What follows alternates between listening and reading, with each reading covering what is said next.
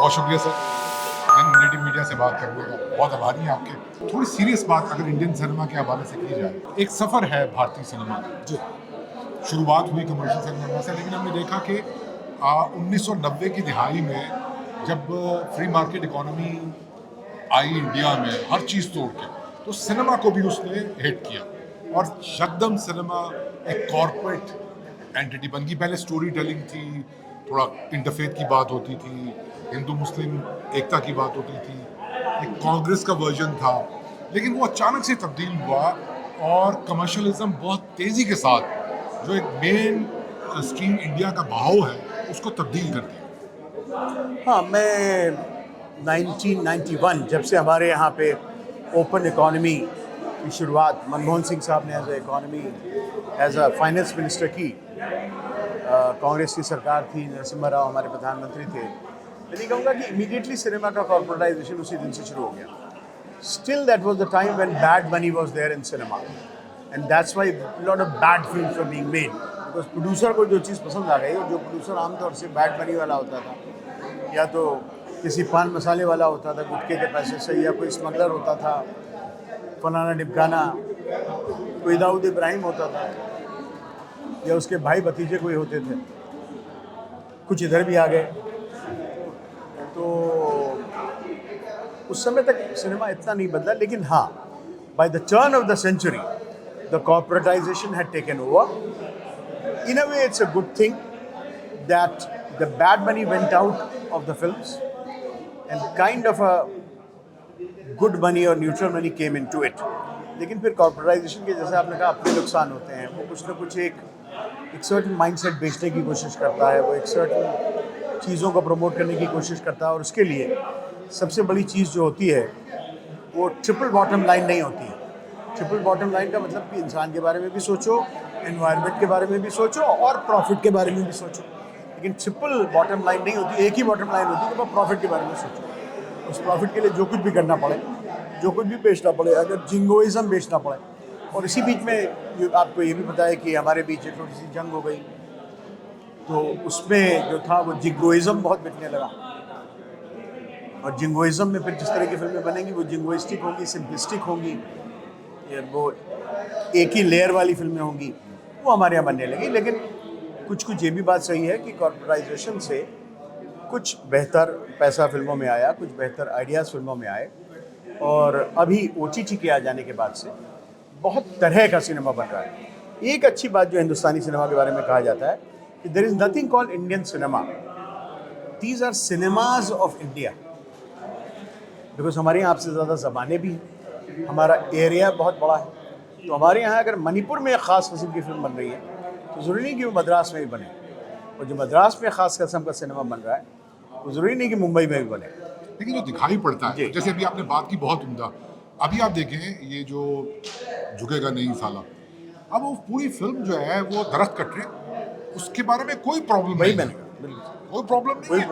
और वो पुष्पा राज है, it's okay as far as वो उस लोकल चीज़ को असर्ट कर रही है कि जो है वो रेजिस्टेंस अगेंस्ट दी माफिया ये गवर्नमेंट हो रही है।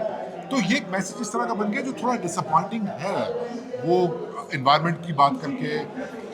लेकिन ये एक अलग टॉपिक है कि इसका फायदा नुकसान क्या है। नहीं, ये मैंने देखिए खुद ही ट्रिपल बॉटम लाइन की बात की, जिसमें एनवायरनमेंट की भी हमने बात की थी। हाँ, जब तक इतनी माइंडफुलनेस, जी, मैं कॉन्शियसनेस वर्ड का यूज़ भी नहीं करूँगा, जितनी माइंडफुलनेस अगर नहीं होती है, जो आपको अच्छे फिल्म मेकर्स के यहाँ ऐसा नहीं होगा, श्याम बेनेगल के ऐसा नहीं होगा कि माइंडफुलनेस ना हो, क्योंकि हर फिल्म में ये माइंडफुलनेस होगी।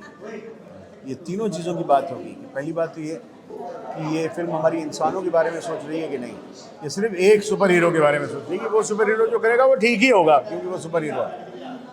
मैं ज़रूर बात करूंगा श्याम बेनेगल के सिनेमा के ऊपर, क्योंकि वहाँ पर मैं इस पर भी एक छोटी सी आपसे सवाल पूछूंगा। पहले श्याम बेनेगल की बात हुई या उस सिनेमा की बात हुई, NST की बात होती है, आर्ट मूवीज़ की बात होती है, एक सवाल वहाँ की दलित कम्युनिटी से सामने आता है कि भाई कास्ट हिंदू दलित की तरफ से क्यों बोले, ये तो सिनेमा हमें हमारे इश्यूज को डिस्टॉर्ट कर रहा है, ये हमारा सिनेमा नहीं है। और बहुत ही एक विरोध हमें दिखाई पड़ता है वहाँ की दलित कम्युनिटी को लेकर कि सिनेमा सिर्फ एक माइंडसेट बनाने के लिए काम कर रहा है, एक ऐसी नकली इंटरफेथ हार्मनी जो कास्ट ब्लाइंड है। आप अग्री करते हैं इस क्रिटिसिज्म से सिनेमा की? मैं एग्री करता हूँ काफ़ी हद तक, क्योंकि हमारे यहाँ पे सिनेमा में जो बहुत बड़ी पॉपुलेशन जो रही है वो हमारे दलितों की, वो गायब ही रही है। हमारे यहाँ पहली फिल्म आती है जो दलित को बाय नेम आइडेंटिफाई करती है, जिसका नाम था अछूत कन्या, अछूत कन्या, बिल्कुल। जिसमें अशोक कुमार साहब थे और देविका रानी थी। इन अछूत कन्या में भी यही है कि हाँ भाई, एक ब्राह्मण लड़का एक अछूत लड़की से मोहब्बत कर सकता है मगर शादी नहीं कर सकता है, इसलिए क्या रास्ता निकाला जाए, तो ट्रेन से कट के मर जाती है। और मर जाती, उसकी मूर्ति हम लगा लेंगे, लेकिन वो कम से कम शादी करके बहू बना के नहीं लगाएंगे, मूर्ति लगा के उसको बाहर हम लटका सकते हैं। ये एक जो बड़ी बात है ना, कि जिसकी बात न मानिए उसकी मूर्ति लगा दें। अम्बेडकर साहब की मूर्ति हर जगह लगी, मूर्ति हर जगह लगी है, उनकी हम बात नहीं मानेंगे। गांधी जी की मूर्ति हर जगह लगी है, उनकी बात नहीं मानेंगे। जिन्ना साहब की मूर्तियाँ आपके यहाँ लगी हैं, उनकी हम बात नहीं मानेंगे। जिन्ना साहब तो बहुत कॉम्प्लेक्स कैरेक्टर थे, उनकी कुछ बातें अगर हम मान लेते, उनकी पर्सनल ज़िंदगी से सीख लेते, तो सिर्फ सियासत से ही नहीं, कभी कभी लाइफ से भी आप सीखते हैं। गांधी तो कहते ही थे कि my life is my message, तो ये बात तो सब पे लागू होती है। अच्छा, मैं वापस उसी तरफ जाऊंगा। कॉर्पोरेट सिनेमा की बात कर रहे हैं, दलित क्रिटिसिज्म की बात कर रहे हैं। ओटीटी ने क्या किया, ये सारा झंझट खत्म करने के लिए एक फार्मूला बना लिया। जी, दलित फार्मूला, इंक्लूसिविटी फार्मूला, औरत राइट का फार्मूला, नारी की आज़ादी की बात एक फार्मूले के तहत होगी, जिसमें वही कि उत्तर हिंद से दक्षिण की तरफ ओटीटी ने आके कुछ अच्छा किया और कुछ बुरा किया। ज़्यादातर दुनिया में ज़्यादातर चीज़ों के बारे में सच होता है कि कुछ अच्छा करती है, कुछ बुरा करती है। नए कानून जब आते हैं, अगर हमारे यहाँ ये कानून आ गया कि शादी के अगर 7 साल के अंदर किसी अननेचुरल सर्कमस्टांस में आपकी बीवी मर गई, तो उसकी ठीक से प्रूव होगी। अगर अननेचुरल सर्कमस्टांस, अस्पताल में थी, भर्ती थी, कोविड हो गया था, मर गई, तो कोई बात नहीं। लेकिन अगर आग लग के मर गई, कुछ और ऐसा हुआ, कुएं में गिर के मर गई, कूद के मर गई, तो उसका बाकायदा छानबीन होगी और तब तक आपको ज़रा सा पुलिस की नज़र में रहना पड़ेगा, नज़रबंद रहना पड़ेगा। इसका लोगों ने ख़राब फ़ायदा भी उठाना शुरू कर दिया कि अगर मर गई मेरी बहन किसी वजह से, तो मैं तो इस शादी के फेवर में नहीं था, मैं बहनों से आपको फंसा दूँ ज़िंदगी भर के लिए, फंसे रहे हूँ। तो हर कानून का जहाँ एक अच्छा इस्तेमाल होता है, बुरा इस्तेमाल भी होता है। वैसे ओटीटी ने शुरू में आके जो एक लिबरेशन दिया कि आप जो ज़बान चाहे यूज़ कर सकते हैं, आप जो इमेज चाहे यूज़ कर सकते हैं, जो कि पहले सेंसर के चलते आप नहीं यूज़ कर सकते। तो liberation was very good, but then some people use that liberation to kind of drive seeny porn things and other things, या सिर्फ गाली पे ही मुनस्सर है पूरी फिल्म का ड्रामा। इन चीज़ों का इस्तेमाल, बुरा इस्तेमाल भी शुरू कर दिया। ये हमेशा एक दिक्कत होती है। अभी ओटीटी की जो सबसे बड़ी दिक्कत ये है कि ओटीटी भी बड़े कॉर्पोरेट हाउसेस से फाइनेंस्ड होती है, बैक्ड होती है, और अक्सर उसमें यहाँ जो एक आर्टिस्ट, एक ऑथियर होता था, जो एक वर्क का ऑथर होता था, डायरेक्टर, अब वो इतनी बड़ी मशीनरी उनके साथ काम करती है कि कौन डायरेक्टर है आपको पता ही नहीं चलता, क्योंकि ठेका किसी को मिला है, जिसको आप शो रनर कह रहे हैं, डायरेक्ट कोई और कर रहा है। लिख कितने लोग रहे हैं, आज से हम बताएं, आप बता देंगे भाई ये बड़ा अच्छा अनुराग कश्यप का सीरियल है, इसका नाम है फलाना, लेकिन मगर लिखा किसने आपको पता ही नहीं होगा, क्योंकि एक पूरा राइटर्स रूम बन गया, उसमें कुछ 101 लोग लिख रहे हैं, असेंबली लाइन प्रोडक्शंस होने लगे हैं। तो ये जो है, ये कुछ उसकी बुराइयाँ भी हैं कि जहाँ एक ऑथियर का, एक ऑथर का, जो उसकी मॉरल रिस्पॉन्सिबिलिटी लेता था, उस आदमी का नाम ही गायब है। तो किसकी क्रिएटिविटी है वही गायब है। पता नहीं आपके यहाँ किस ढंग से काम होता है। हमारे यहाँ तो एक ही प्रोडक्शन हाउस है, ISPR, वहीं से फिल्में बनती हैं, प्रोपागेंडा फिल्में होती हैं। अभी बहुत वक्त लगेगा हमारे यहाँ इस तरह का सिनेमा बनने में। कम से कम लोकतंत्र, जमहूरियत की है, एग्जिस्ट करेंगे, ठीक है, वहाँ पर अबानी फैक्टर भी है, फ्री मार्केट का फैक्टर भी है, लेकिन बहरहाल डिसेंट वॉइसेस है।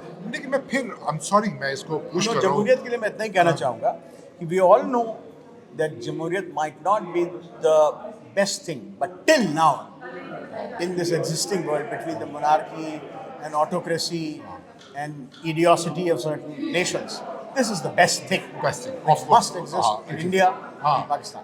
Definitely. अगर चीज़ की अपनी डोमिनेंस के प्रॉब्लम्स हैं, लेकिन वो सेपरेट बात है। मैं फिर आऊँगा, सॉरी फॉर पुशिंग दैट, कोई दलित रिप्रेजेंटेशन टिल वो OTT हो, वो मेन स्ट्रीम सिनेमा हो, या इवन वो इंडिपेंडेंट सिनेमा हो, नहीं है। आटे में नमक के बराबर भी नहीं है।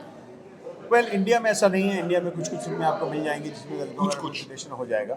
मसान जैसी फिल्म आपको मिल जाएगी, लेकिन वो कर रहे हैं जो वो अपर कास्ट ही हैं। नहीं अब नहीं, वो- मसान तो बनाई भी एक ऐसे साहब ने जिनका कि लेना देना उस कास्ट से था। मराठी में बहुत अच्छी फिल्में आ रही हैं जो वहीं से निकले हुए बच्चे बना रहे हैं और बहुत अच्छी फिल्में बना रही हैं मराठी में।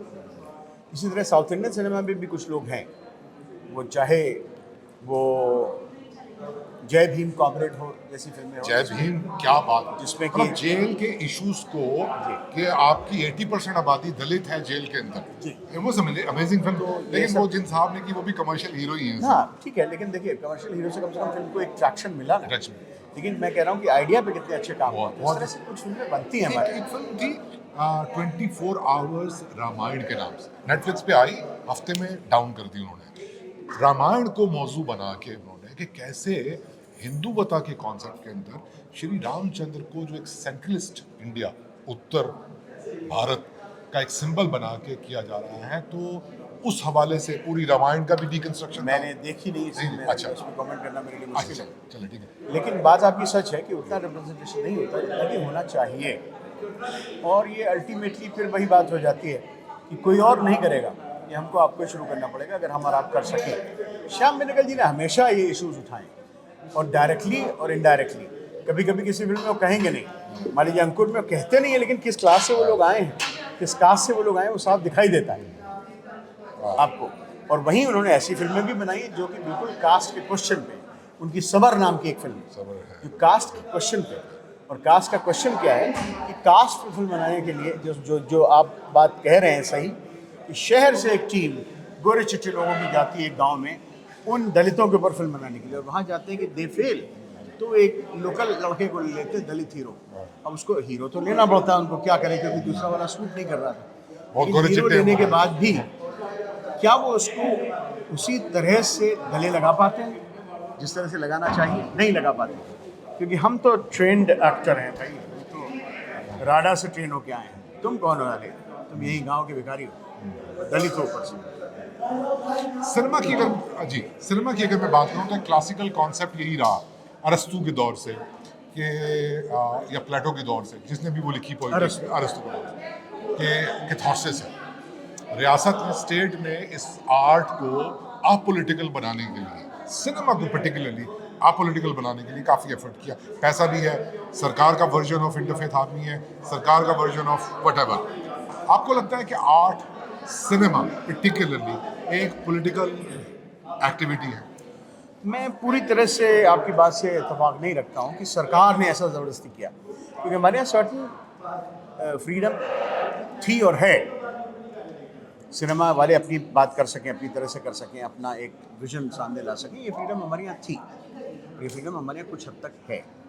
लेकिन अब ये क्या हो गया ना कि जैसे मुझे पता है कि सरवत खुसर साहब की एक फिल्म जो कि वहाँ तक गई, कान तक गई और ऑस्कर तक गई, बहुत उम्दा उसको फिल्म। यहाँ की करणी सेना ने रोक दिया। रोक दिया। यहाँ की करणी सेना, जो भी उनका नाम था मुझे नहीं मालूम। जैसे हमारे यहाँ होता है, आपने एक अच्छी खासी फिल्म बनाई जिसका नाम है अकबर जोधा, तो उसको वहाँ की करणी सेना पड़ गई पीछे। या आपने एक अच्छी खासी फिल्म बनाई जिसका नाम था वो क्या, अभी इनकी फिल्म थी जिन्होंने अभी हाल में लाहौर के ऊपर फिल्म बनाई है, हीरा मंडी। हीरा मंडी के ऊपर जिन्होंने फिल्म बनाई है। हीरा मंडी को नहीं रोका गया, लेकिन उनकी एक पहले की फिल्म थी जो हिस्ट्री पे थी, संजय लीला बंसाली, जिन्होंने पद्मावत बनाई थी। उसमें सर उन्होंने को सती होने को जैसे रोमांटिसाइज किया। हाँ, वो गलत है। राजपूत लेकिन कास्ट का सवाल ये है रोमांटिक, कि जिस किताब पे वो बेस्ड थी वहाँ भी सती होने को रोमांटिसाइज नहीं किया गया, और ये बड़ी बात मानी जाती थी कि हमने instead of succumbing to the person from the other caste I have committed suicide. अच्छा, मेरा ख्याल है कि वक्त हुआ चाहता है। आपने इतना टाइम दी, आधी गुफ्तगू है आपसे, मैं वादा कर रहा हूँ क्योंकि बहुत सारी बातें हम हैं, जारी रखें। जारी रखेंगे।